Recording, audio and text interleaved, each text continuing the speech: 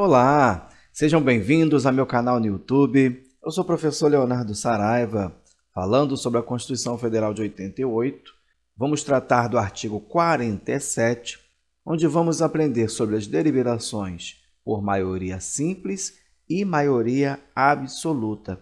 Nós vamos tratar do artigo 47, que diz o seguinte: salvo disposição constitucional em contrário, as deliberações de cada casa e de suas comissões serão tomadas por maioria dos votos, presente a maioria absoluta de seus membros. Leitura fácil, não é verdade? Mas não despreze nenhum texto constitucional. Veja o que é possível extrair desse artigo. Na primeira parte, nós vemos o seguinte: salvo disposição constitucional em contrário. Ou seja, nós vamos tratar de uma regra, a Constituição vai tratar de uma regra, e ela mesma, a Constituição, menciona que ela pode trazer disposição constitucional em contrário. Daqui a pouquinho nós voltamos nessa parte e daremos um exemplo. As deliberações de cada casa e de suas comissões serão tomadas por maioria dos votos. O que isso quer dizer? Vamos por parte.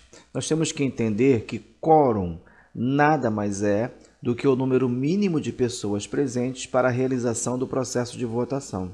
Costumeiramente, ouvimos notícia de que o Senado, de que o Congresso, de que a Câmara dos Deputados não obteve o quórum necessário para a votação.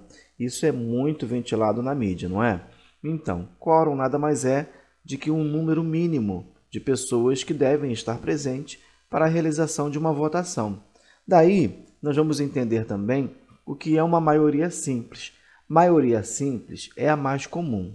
Calcula-se levando em consideração o número de presentes participantes na votação. É o primeiro número inteiro superior à metade dos presentes em uma votação. Grava isso aqui e deixe de falar em metade mais um, tá? É um erro falar metade mais um. É o primeiro número inteiro superior à metade dos presentes em uma votação. Ora, uma votação de 11 pessoas, por exemplo, aí na sua reunião de condomínio, não é isso? Uma reunião de 11 pessoas, a metade daria quanto? 5,5, 5,5. 5,5 mais 1 dá o quê? 6,5. Existe 6,5? Não existe. Uma pessoa não pode ser dividida na metade, não é verdade? Então não é a metade mais 1. É o primeiro número inteiro superior à metade.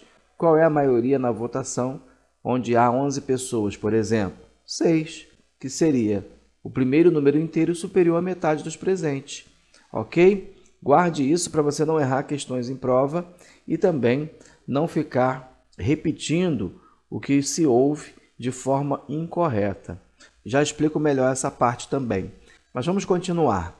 Presente a maioria absoluta de seus membros. Então, temos o seguinte: maioria absoluta é definida como o primeiro número inteiro superior à metade. Ah, professor, isso é igual à maioria simples. Sim, o conceito sim. Ora, torna-se errado dizer, portanto, que a maioria absoluta é formada pela metade mais um, como se ouve comumente. Já mencionei, né? Tome-se como exemplo o Senado Federal, o qual é composto por 81 senadores, sendo assim, a metade é 40,5. A maioria absoluta é, pois, o número imediatamente superior à metade, ou seja, 41 e não 40,5 mais 1, que resultaria em 41,5. Aqui, nós estamos reforçando a ideia do primeiro número inteiro superior à metade. Desta forma, vamos apagar o quadro e vamos entender o artigo 47 para não errar mais questões em prova. Nós temos, por exemplo, os senadores. Quantos senadores nós temos? Nós já aprendemos, 81. 26 estados, Distrito Federal, cada um possui 3. 3 vezes 27, 81. Não é isso? Ora, nós temos uma coisa chamada quórum de presença. É a parte final do artigo 47 que nós lemos. O que nós lemos na parte final do artigo 47? Presente a maioria absoluta dos seus membros. É o chamado quórum de presença. Qual é o quórum de presença que a Constituição exige? Ah, professor, essa é fácil. Metade mais 1. Não, não é metade mais 1. Primeiro número inteiro superior à metade.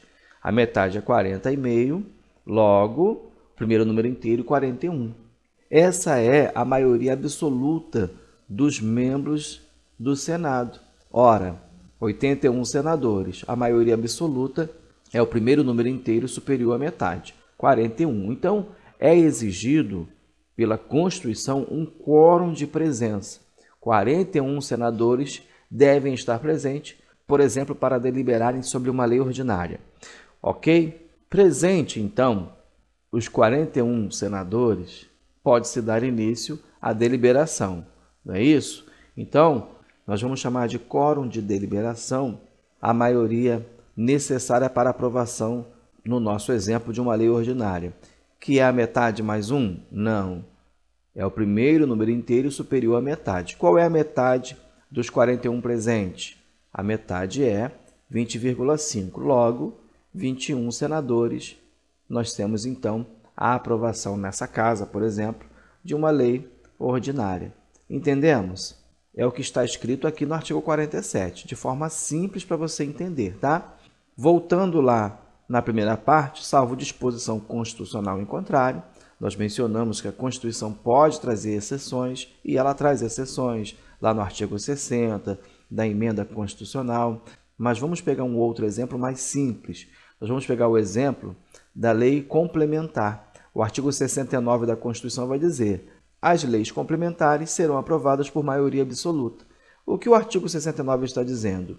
Que para aprovar uma lei complementar, por exemplo, aqui no Senado, seria necessária a maioria absoluta.